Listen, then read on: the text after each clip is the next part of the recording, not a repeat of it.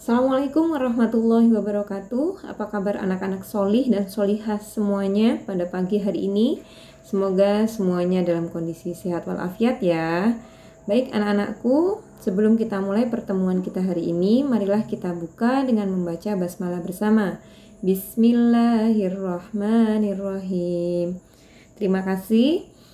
Anak-anakku, hari ini kita lanjutkan kembali ya.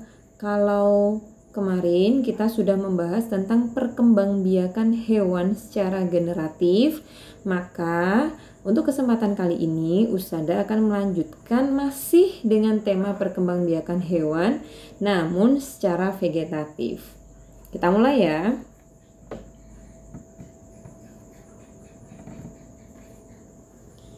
Perkembangbiakan hewan pada dasarnya masih sama seperti penjelasan Ustazah sebelumnya, yaitu sama dengan perkembangbiakan tumbuhan.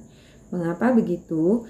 Karena baik itu perkembangbiakan tumbuhan maupun hewan sama-sama ada yang vegetatif, ada pula yang generatif, dan memiliki tujuan yang sama, yaitu tujuan makhluk hidup untuk berkembang biak adalah agar melestarikan jenisnya dan agar tidak punah. Berikut kita lanjutkan perkembangbiakan vegetatif pada hewan, yaitu perkembangbiakan tanpa bertemunya sel kelamin jantan dan betina pada hewan. Kalau kemarin kita kan sudah membahas yaitu pertemuan antara sel jantan dan sel kelamin betina.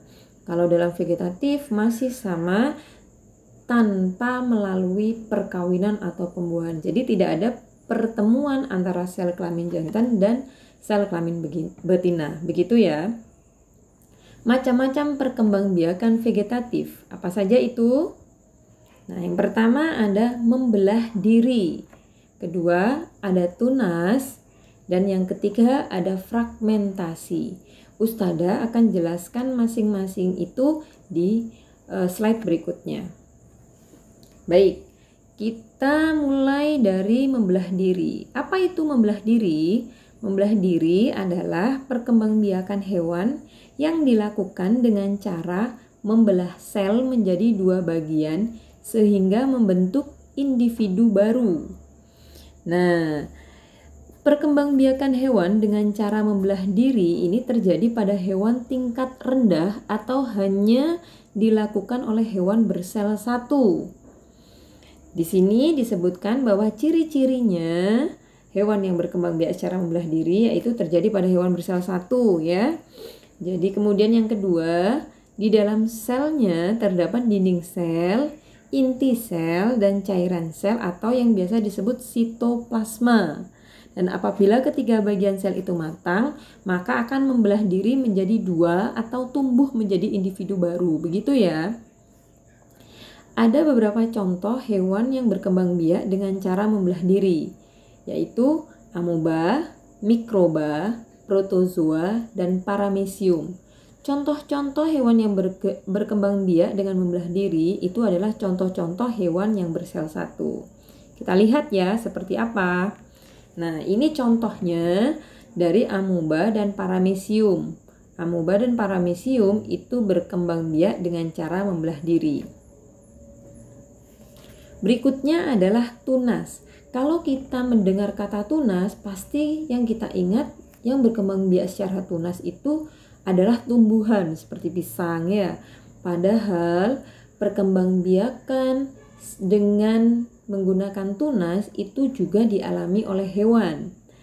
Perkembangbiakan tunas yaitu perkembangbiakan hewan dengan cara membentuk kuncup dan tunas kemudian membentuk individu baru. Begitu ya. Jadi tunas tersebut itu menjadi hewan baru kemudian melekat pada induknya. Kemudian apabila bagian tunas itu sudah terlepas dari induknya dan menjadi hewan dewasa, maka dia akan menjadi individu baru. Begitu. Contohnya itu ada hidra. Jadi hidra itu jangan salah, itu bukan tumbuhan. Hidra itu adalah hewan ya. Kemudian ada anemon laut. Kemudian ada ubur-ubur dan porifera. Nah, ini adalah contoh hewan yang berkembang biak dengan cara tunas. Ada hidra, kemudian ada ubur-ubur.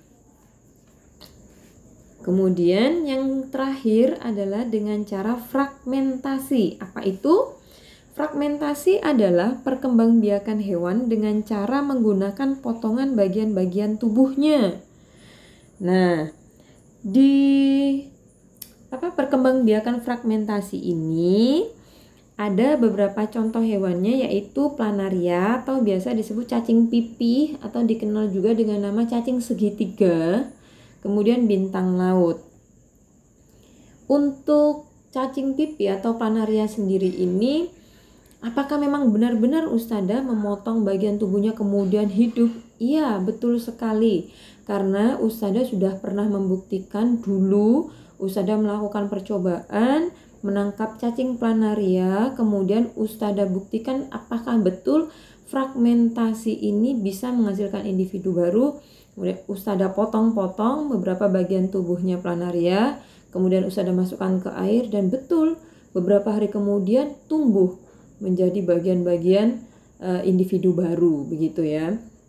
Dan perlu kalian tahu bahwa cacing planaria ini adalah cacing yang hanya bisa hidup di air yang bersih, benar-benar bersih, yaitu air yang tidak terkena polusi.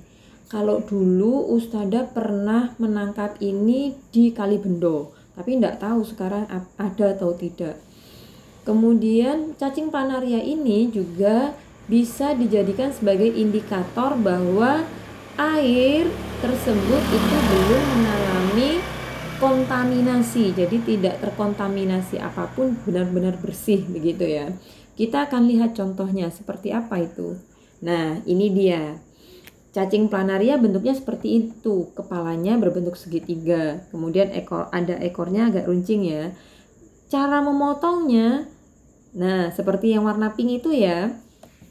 Nih, di warna pink ini kita bisa potong demikian, atau kita belah, nah, atau kita potong-potong seperti cara yang ketiga.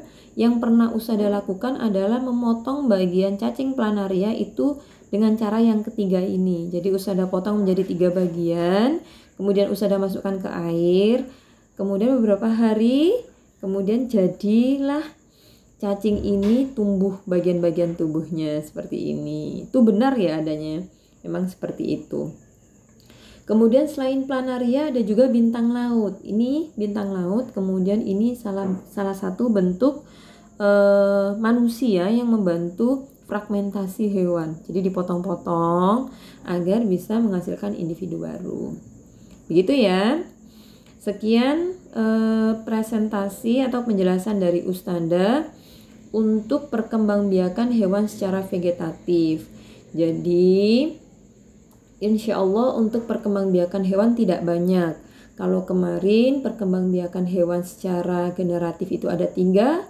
Ada apa saja itu? Ada ovipar, ada vivipar, ada ovovivipar. Untuk vegetatifnya sendiri, perkembangbiakan hewan secara vegetatif juga ada 3. Yang pertama tadi ada membelah diri, kemudian yang kedua ada tunas, dan yang ketiga ada fragmentasi. Begitu ya.